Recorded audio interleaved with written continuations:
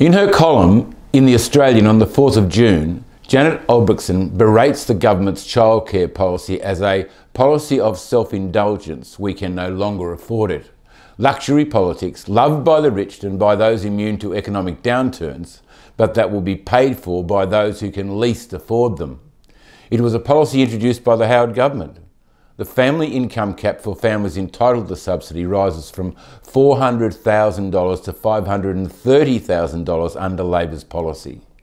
The maximum subsidy rate of 90% applies to families earning up to $80,000, and the sliding scale continues until you reach $530,000.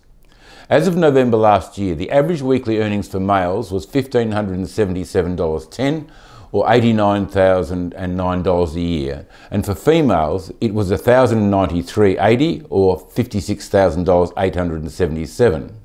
Albrechtsen makes the point that anyone paying tax will contribute to childcare costs of families earning up to $530,000. One only has to think of aged care and childcare workers, nurses, teachers and AMBOs on wages far lower than their care and work demands, who are battling to get through this pandemic to wonder how this can be. Who have we become? What are our priorities? I call for the gravy train to stop and for the country to look after those who need looking after first and foremost, our workers.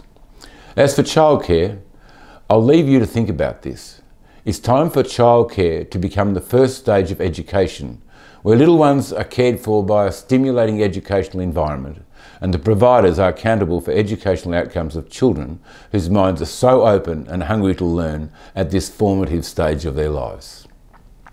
Many will say it's too hard. It may take 10 years or more, but without a vision, we will perish. If education is the great social equaliser, let's start there with our younger citizens and not stop until it's done. Let's get serious about building this nation. Future generations will thank us, and thank us often. That's just as I see it. Authorised by Russell Broadbent, Liberal Party, Warragul.